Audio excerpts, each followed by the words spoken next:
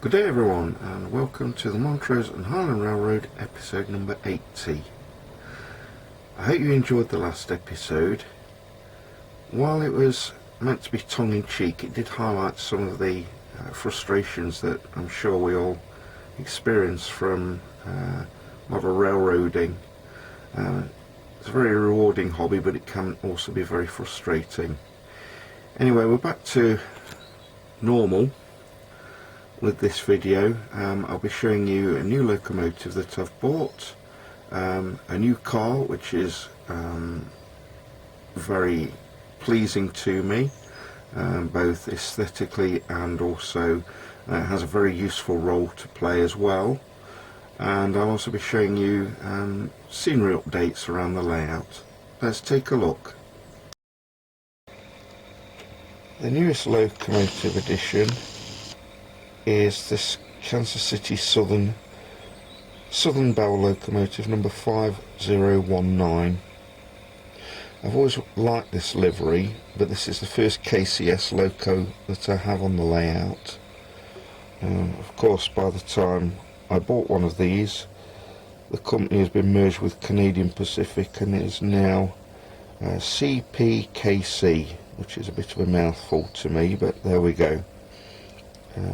The loco runs very nicely. It's made by Scale Trains, and I bought it equipped with a decoder already, although it's not a sound equipped loco.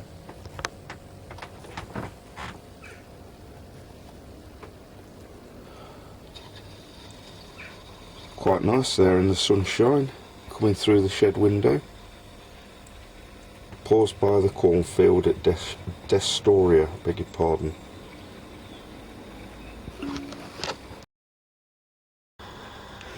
There's a new car on the layout, and you might be able to hear it gurgling away in the background. It's a Union Pacific Reefer. I think they have the code ARMN, but I've got no idea what that stands for. And it's sound equipped. You can hear the refrigeration unit ticking away to itself. It's very nicely modelled, very nicely detailed, but it's also suiting a purpose to the layout. If I find a piece of dead track while this is going round, for instance if the connections, there you go, it's turned itself off. For instance, if a wire's come unsoldered, or there's a bit of dirty track, or some track that needs attention, the sound will automatically go off on this car, telling me that there's trouble in that area and I can fix it. I'm very pleased with this. I've wanted one for a while. There you go, it started up again. It starts and stops like that at random intervals. Apparently the sounds that the reefer cars make are actually recorded from the real thing. So I guess that's fairly accurate.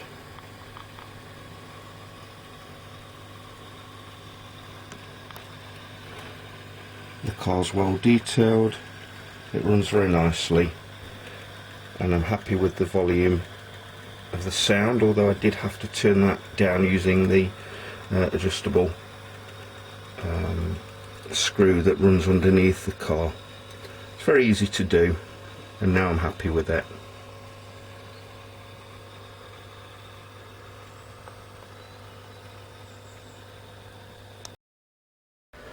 Since the last video, I've done quite a lot of scenery on the layout. I've put backdrops here at Blue Haven, and there's also some new road signs. You might remember in video 78 I bought some road signs which were German in nature. I've used the posts and I've printed out American street signs and stuck them over the German signs, and they come out quite well.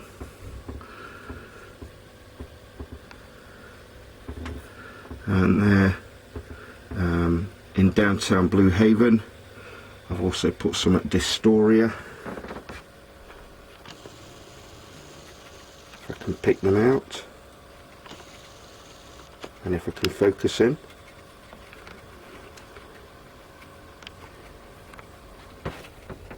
And there's also some on the Pennsylvania Street Bridge.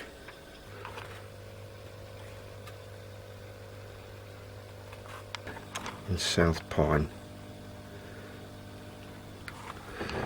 While I'm in South Pine, I've added some fencing here,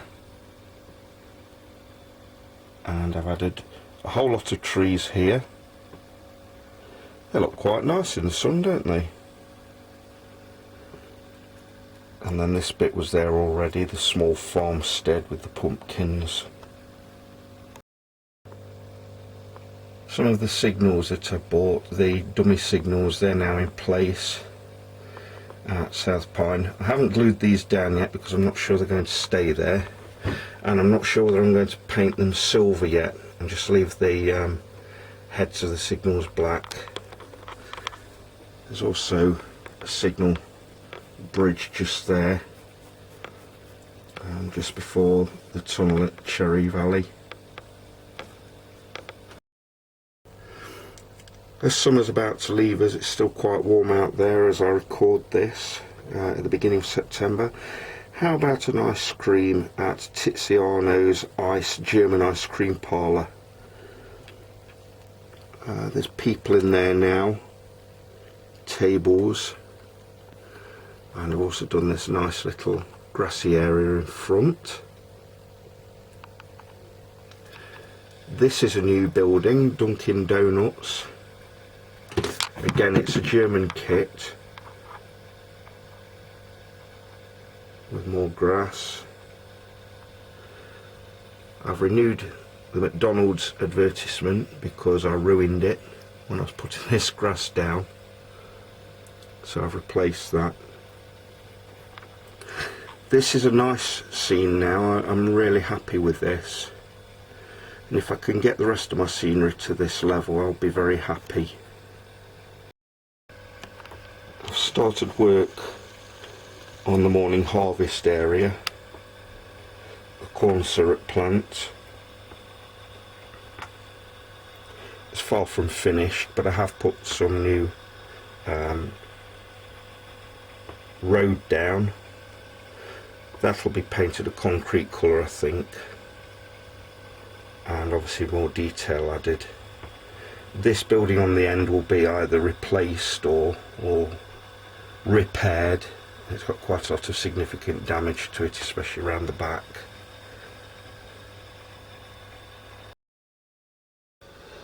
Two more of the buildings which I purchased during Plus Daughter's Tatty Box Week. This was a DPM Roadkill Cafe. It's now Kenny's Bar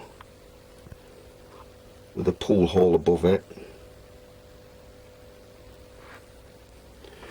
And I've added a fire door at the top of the steps and a fire escape which came from another kit, and obviously the signage which I like to do. A little bit of an interior, but nothing too much. It's quite dark in there. And then Blue Haven has got its own radio station, WAJF 99.9 FM. This was also part of the Tatty Box purchase. There was a wooden shed that came with this. It was a large wooden shed, and I've given that to Lackey. Painted it, made it up, and gave it to Lackey for his layout, Sandy Creek. So hopefully he'll do something nice with that.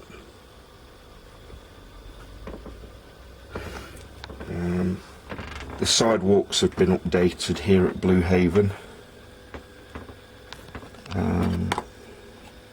Just here is where I'll be putting my used car lot, I think. Bit of extra grass put here in front of the station.